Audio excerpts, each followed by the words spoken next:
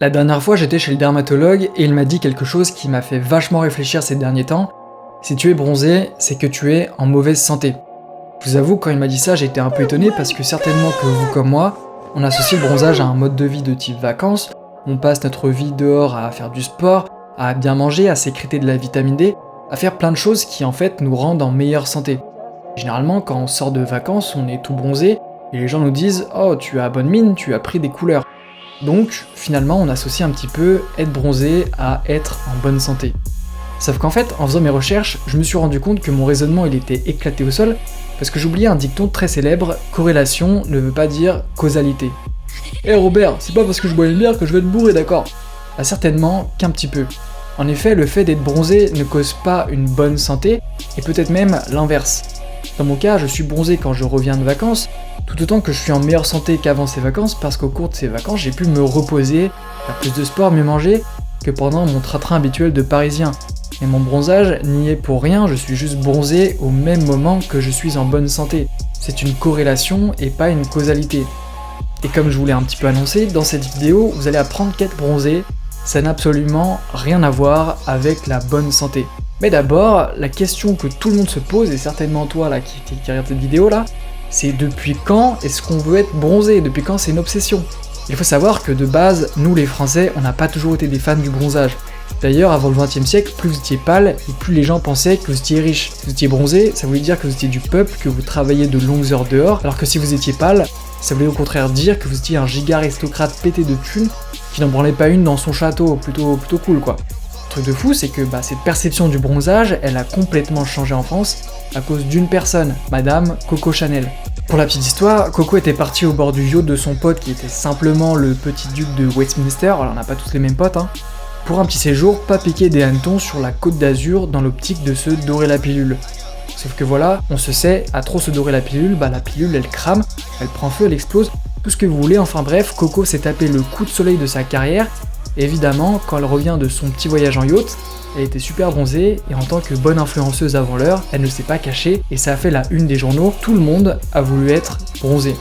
Et comme ça, du jour au lendemain, le bronzage est passé d'un signe de labeur et de galère à un symbole de luxe, c'est devenu la nouvelle mode, les gens se sont mis à chercher le soleil comme jamais, juste pour cramer dans l'espoir de ressembler à Coco Chanel. Alors évidemment, j'exagère un peu, il y a un petit peu de mythe derrière tout ça. En réalité, Coco Chanel n'a pas eu autant d'influence que ça, surtout que c'est plutôt après la Seconde Guerre mondiale, avec l'arrivée des congés payés, que le bronzage a vraiment percé dans le gamos du soleil. Tout le monde avait plus de temps et d'argent pour se prélasser au soleil, et avec le développement du tourisme, de plus en plus de gens sont mis à partir en vacances dans des destinations ensoleillées. Et évidemment, plus vous étiez bronzé, plus ça montrait que vous aviez les moyens de partir en vacances. Et aujourd'hui, en France, ça marche toujours comme ça, le bronzage est associé à une bonne santé, à l'attractivité et à la richesse. En gros, les gens pensent que bronzé égale riche, plus bonne santé, plus beau gosse. Alors qu'en fait, surtout pour le point bonne santé, ce n'est pas du tout, mais alors pas du tout ça. Si on rentre sur le terrain de la santé, dites-vous qu'au moment même où vous commencez à être bronzé, vous basculez sur un terrain très glissant, votre peau est bronzée uniquement parce qu'elle s'est défendue d'une attaque du soleil. Ce n'est pas une action préventive de la peau. En fait, le spectre lumineux du soleil est composé de tout un tas de longueurs d'onde, et celles qui sont dangereuses sont les mêmes qui vous font bronzer, et sont celles qui font partie de la tranche des UV. Dans les UV, il y a 3 types principaux, les UVA, les UVB et les UVC. Les UVC, globalement, on s'en fiche complètement parce qu'ils sont presque entièrement absorbés par la couche d'ozone. Par contre, les UVA et les UVB sont respectivement absorbés à 5 et à 95%. Alors 95% d'absorption, ça veut dire que 5% passe, mais 5% c'est quand même significatif. Alors pour les deux, il y a quand même des effets positifs. Les UVB, ils permettent de produire de la vitamine D, ce qui est plutôt sympa quand on aime être en bonne santé ou ne pas mourir tout simplement. Et les UVA, c'est encore plus cool parce que ça permet à la peau de bronzer. Ah bah oui, non en fait, c'est pas si cool que ça parce que le bronzage, c'est une réponse de la peau aux dommages causés par les UV, je vous l'ai déjà dit. Alors bon, pour les deux, il y a une très grosse liste d'effets négatifs. Pour les UVB, il y a 2 principaux points négatifs. Le premier, c'est les coups de soleil qui impliquent le second point négatif, qui sont les cancers de la peau. Alors là, le coup de soleil, c'est pas sympa, ça fait mal, mais bon, au final, ça serait pas trop grave si c'était que ça. En réalité, les UVB, ils sont la cause du cancer de la peau, qui est un risque majeur. Selon l'Academy of Dermatology américaine, environ 1 Américain sur 5 développera un cancer de la peau dans sa vie, et l'exposition intense au soleil est un facteur de risque absolument majeur. En effet, 80% des cancers de la peau sont causés par l'exposition au soleil. Alors les UVB, ils sont responsables de la majorité des cancers de la peau, mais ce ne sont pas eux qui sont responsables des cancers les plus mortels. En fait, environ 90% des cancers de la peau non mélanome sont associés à l'exposition aux UVB, et les cancers non mélanomes sont généralement réputés comme moins mortels. C'est plutôt les UVA, voilà, le compagnon des UVB, qui lui donne des cancers vraiment très mortels, qui ne représentent que 1% de tous les cancers de la peau, et ces cancers, les mélanomes, selon le Skin Cancer Foundation, sont responsables de la majorité des décès par cancer de la peau. L'autre point négatif des UVA, c'est qu'à leur exposition chronique, ça forme des cataractes, une cause majeure de perte de vision. D'ailleurs, l'OMS estime que 20% des cataractes pourraient être causées par une exposition excessive au soleil et pourraient donc être évitables. Et l'autre truc très négatif qui arrive avec les UVA, c'est que en même temps que le bronzage, ils vous vieillissent la peau. Les UVA, ils pénètrent très profondément dans la peau et ils causent des dommages significatifs au collagène et à d'autres structures cutanées qui causent des rides, des relâchements de la peau et d'autres signes de vieillissement. Et d'ailleurs, selon l'American Academy of Dermatology, jusqu'à 80% du vieillissement visible de la peau est attribué à l'exposition au soleil et principalement aux UVA. Donc en fait, à part pour la vitamine D, le soleil c'est un peu de la merde, et en réalité il n'y a aucun point positif à être bronzé. Mon dermatologue avait plutôt raison.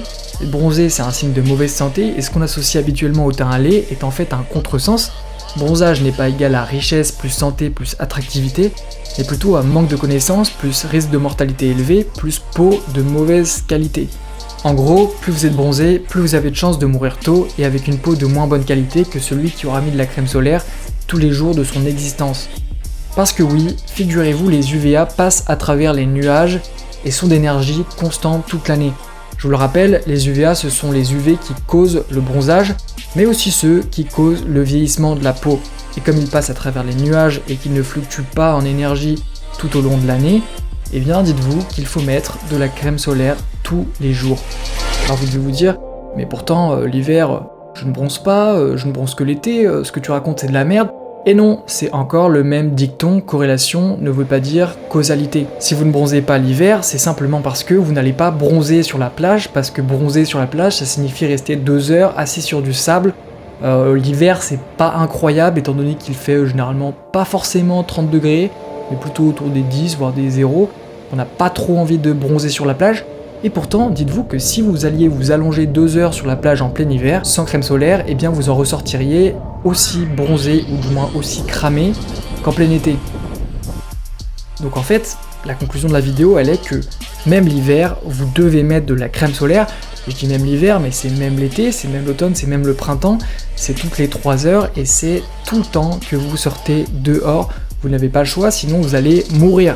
Voilà, c'est simple, comme ça c'est clair, il n'y a pas de détour. Alors certains d'entre vous, surtout les 2 plus malins là au fond de la classe, vous vous dites, mais comment il faut faire pour bronzer en sécurité? Est-ce qu'il faut aller prendre un bain d'UV dans un de ces centres qui nous bombardent des UV avec des gros lampadaires sur une petite table en mode American Psycho et tout? Pas du tout, non, si tu arrives à cette conclusion à la fin de la vidéo, c'est que t'as rien compris. UV égale UV, c'est pas parce que c'est le soleil et à côté un lampadaire que c'est pas la même chose. Par contre, pour les craquitos là, qui sont un petit peu plus malins que les mains de la classe, dans le sens où ils sont vraiment malins, vous allez peut-être vous dire, mais si je veux bronzer, est-ce qu'il n'y aurait pas une petite technique en Samsung là pour, je sais pas, je me mets de la peinture et tout? En fait, il y a un petit peu un truc similaire qui s'appelle les auto-bronzants. Les auto-bronzants c'est cool parce que vous pouvez en mettre un peu n'importe comment et tout, et ça vous donne un bronzage qui va pas être lié aux UV, qui va vous permettre donc de mettre de la crème solaire et d'avoir ce teint hâlé tout en n'ayant pas eu besoin de s'exposer au soleil, et donc de rester protégé tout en étant un maximum beau gosse. Alors pour autant, les autobronzants ils ne sont pas forcément sans risque.